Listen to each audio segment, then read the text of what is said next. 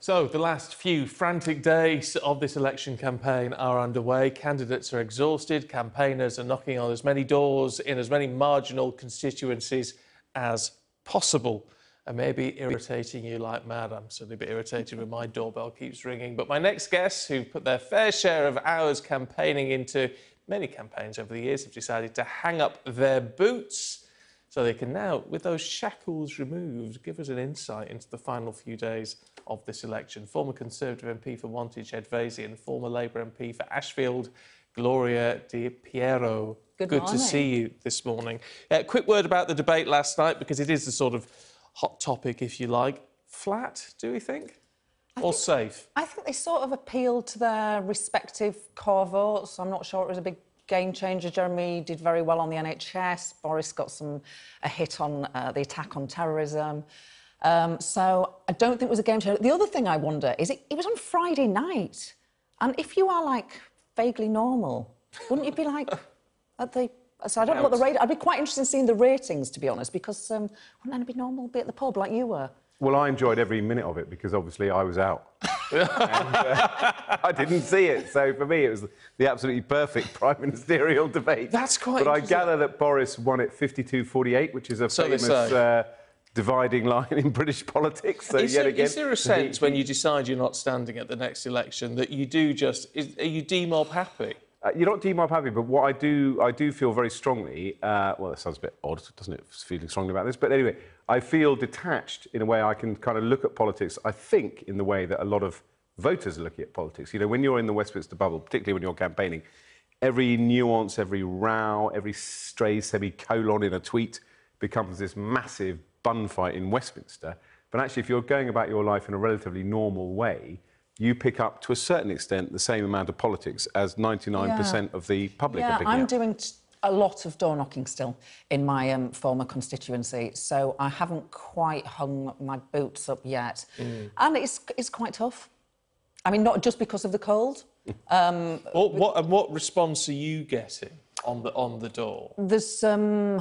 There are too many don't knows. And if I'm absolutely honest with you, I don't know if they really are don't knows or if they don't want to tell me that they're not sticking with the Labour Party. So it's a really important last few days for the Labour Party. What I don't think we've been doing enough of is outlining what another 5 years of Tory government will look like. And I think the next four or 5 days, it has to be absolutely focused on painting that picture of another 5 years and asking, can you afford another 5 years of this? But actually, that's a very valid point, though, isn't it? When people... surely people can turn around and say, can we afford 5 years of a Jeremy Corbyn government? Well, when you look at these spending plans, are huge. This, in a sense, not necessarily the spending plans, but what I'm feeling too much on the doorstep is it feels like it's a referendum on the Labour Party and whether or not it is fit to govern, rather than a proper choice. Because, you know, have you tried to get a GP appointment lately? Because, you know, I haven't. It's taken me 18 days. That was my first offer. You know, we all know about school clubs. We all know about those difficult things. And I mean, I should hasten to say I'm doing a bit of door knocking. I don't want to give the impression that I'm just sitting at home on my sofa, but mainly in the southeast. So I'm not seeing, as it were, what might be happening in the Red Wall. And to a certain extent, the election campaign feels relatively normal. You knock on a door and people either say, yeah, we're with you, or they say, go away in different ways. Obviously, in the south, Brexit does play a role. There are voters out there who are not going to vote Conservative because of Brexit. This is their chance to have a protest vote. That's reflected in some of the seats I'm campaigning in. But I think one of the things I have picked up is that I do think, to kind of pick up on what Gloria said about a referendum, I do think the big decision I think the public is making up its mind about is whether they can face another hung parliament. And I suspect that the decision is they don't want another hung parliament. And then I think if they're going to decide whether we're going to have a government led by Boris or Jeremy Corbyn, I suspect, and obviously I'm still partisan, I'm still a Tory, but I suspect their decision is going to be Boris Johnson. That's my gut instinct. And that is certainly a feeling that when people talk about getting Brexit done, they don't mean get Brexit done, they mean let's have a majority government. But you know on this get Brexit done thing, I mean, because of course I broke the whip, so did 19 other Labour MPs to vote for the second reading. So we were on the path, the parliamentary path to get Brexit done. So it's a little bit of a myth. It's a very strong soundbite. It has been repeated, you know, with great focus. But actually, for the first time. We'd passed the Yeah, first stage of the Brexit deal. That's not my point. I don't think the public are saying if we vote Conservative, we get Brexit done. I mean, but I think they are saying if we vote, we want to vote in a majority government that will get something done. The last 2.5 years, their impression, quite understandably, and you can go into the ins and outs of why, is that nothing got done, and people want something done.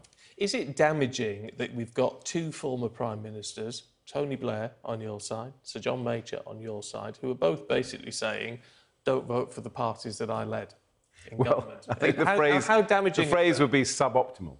But it's obviously damaging. But again, it goes to this point about what is cutting through in this election. So I'm on the outside looking in to a certain extent. I'm not waking up thinking, I can't believe John Major just asked people not to vote Conservative, specifically in 3 seats, nor have I got embroiled in whether or not it's now a part of our constitution that every Prime Minister or candidate should be interviewed by Andrew Neil. I don't think that stuff is necessarily cutting through. It's obviously astonishing for Westminster watchers to see. I'm sad that Tony Blair did that, actually, because he's voting Labour, you know, and, you know, I do think this country needs a change of course. So, still love him, because he gave us, you know, 3 election victories, but I don't think he should have done that. I mean, it's interesting. One of our last guests was saying, Nicky Morgan, I think, was just saying that, you know, Boris Johnson did address last night the John Major issue.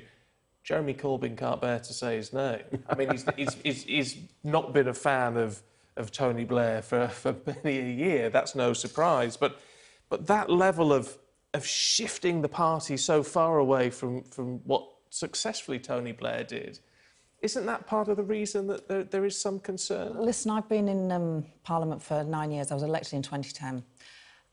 It has been so sad and distressing to me that all of those years in Parliament have been in opposition where I can only say no and never say yes. So, of course, the reason why the Labour Party exists is to change people's lives, and you only do that from being in government. So, to be honest, at the last election, and it's been coming for a while, this disconnection with working class voters, there needs to be an absolute, and it should have come before now, focus and investigation and listening exercise. Some of it will be brutal, but it has to happen because we're not just talking about seats here, we're talking about the seats that are our soul, you know? Look, an interesting point, and because you're out of the game now, we can be brutally honest, can't we? Brutally honest. Can Labour win this? I mean, realistically? I'm really scared that it can't. The next 4 days is absolutely crucial, but I'm worried at this stage. And can the Conservatives definitely hold on to the lead that they've got? I mean, it's 10 points-ish. I mean, it's... As I say, I think my gut is that Boris will come back with a working majority. I've called every election wrong since 2005, so you don't need to take what I say with a huge pinch of salt. But as I say, my gut instinct is that the public are so fed up with having a hung parliament, they will vote for anyone who will give them a government, and they're not getting into the details. I mean, there's been all this exchange of, you know, will this manifesto deliver X, Y or Z? Again, I don't think that's cutting through. I don't think anyone particularly wants this election. I don't think they're enjoying this election.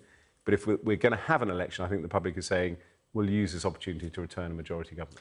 Well, can I just say, talking to you two, now that you're not going to be elected next week, how more relaxed you are. Well, it's a different game. It's a different game now. Very good to see you both. Thank you. Thanks a lot.